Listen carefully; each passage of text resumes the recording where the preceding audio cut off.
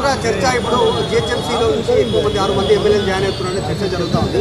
నిజంగానే assembly start అయ్యే లోపల బీఆర్ఎస్ విలీనం చేస్తారా? మీ పార్టీ నాయకులు మాట్లాడుతున్నారు బహిరంగ కూడా విలీనం అయిపోతుంది. ఇప్పుడు బీఆర్ఎస్ పార్టీ అనేది మీ అందరికి తెలిసే ఉంటుంది. నేను ఎప్పుడో చెప్పిన బీఆర్ఎస్ పార్టీ అనేది కుటుంబ పార్టీ.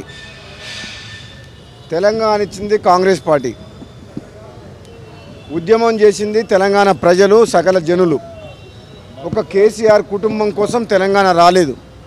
కేసీఆర్ కుటుంబ పార్టీలాగా 10 ఏళ్ళు అధికారాన్ని అడ్డం పెట్టుకొని ఏ విధంగా అధికార దుర్వినియోగం చేసి రాష్ట్రాన్ని దోసుకొని అప్పుల పాలు చేసి ప్రజాస్వామ్యాన్ని కూని చేసిండో మీ అందరికీ తెలుసు. ఈరోజు కాంగ్రెస్ పార్టీ అధికారంలోకి వచ్చిన తర్వాత మొత్తం టీఆర్ఎస్ పార్టీ కార్యకర్తలు కూడా, నాయకులు కూడా, అందరూ కూడా కాంగ్రెస్ వైపు చూస్తున్నారు. ఎందుకంటే ఒక కాంగ్రెస్ పార్టీ ద్వారానే బడుగు బలహీన వర్గాలకు అందరికీ న్యాయం జరుగుతుంది.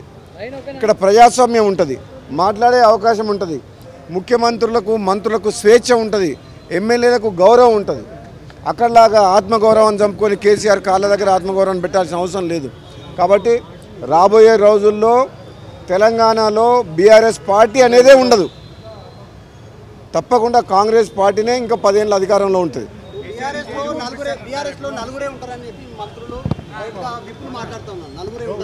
ఎవరెవరు? నలుగురు ఎవరు? హరీష్ రావు ఉంటాడు. హరీష్ రావు బీజేపీలో పోతాడు. కేసీఆర్, కేటీఆర్ ఉంటారు. ఇంకెవరు ఉంటారు? జగదీశ్వర్ రెడ్డి మేము తీసుకోకుండా బెటర్ ఏంటంటే రిటైర్ అయితే బెటరు. ఎందుకంటే అక్కడ మొత్తం కాంగ్రెస్. ఆయన జగదీశ్వర్ రెడ్డి మేము ఏం తీసుకుంటాం? జగదీశ్వర్ రెడ్డి యాదాద్రి పవర్ ప్లాంట్లో ఏదైతే అవినీతి చేసిండో BHEL ద్వారా కాంట్రాక్టర్లకు వేల కోట్ల రూపాయలు దోచిపెట్టిండు పవర్ మినిస్టర్గా.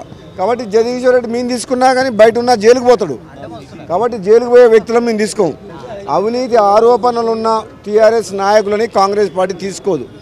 ఎందుకంటే వాళ్ళ వల్ల మళ్ళీ కాంగ్రెస్ పార్టీ నష్టపోతుంది. ఎవరైనా ఉద్యమంలో ఉన్నోళ్ళు అయినా సరే మంచి పేరు ఉన్నోళ్ళని, ఎటువంటి ఆరోపణ లేని వ్యక్తులని టీఆర్ఎస్ పార్టీలో ఉన్నోళ్ళని కాంగ్రెస్ పార్టీ తీసుకుంటుంది తప్పితే ఈ అవినీతి ఆరోపణ ఉన్న కేసీఆర్ కానీ, కేటీఆర్ కానీ, జగదీశ్వర్ రెడ్డి కానీ అటువంటి వ్యక్తుల్ని కాంగ్రెస్ పార్టీ తీసుకోదు. సార్ మీరేమో కాంగ్రెస్లో బడుగు బలైన వర్గాలకు న్యాయం అవుతాయి అంటున్నారు. కానీ నామినేటెడ్ పోస్టుల్లో కావచ్చు, మంత్రి పదవుల్లో కావచ్చు, ఒక్కరొక్కరు గెలిచిన బడుగు బలైన వర్గాల నుంచి కూడా ప్రాతినిధ్యం అందడం లేదు అనే ఒక విమర్శ వస్తుంది. దాన్ని ఎట్లా చూడొచ్చు? ఇప్పుడు మీ అందరికీ తెలుసు, ఒక కాంగ్రెస్ పార్టీని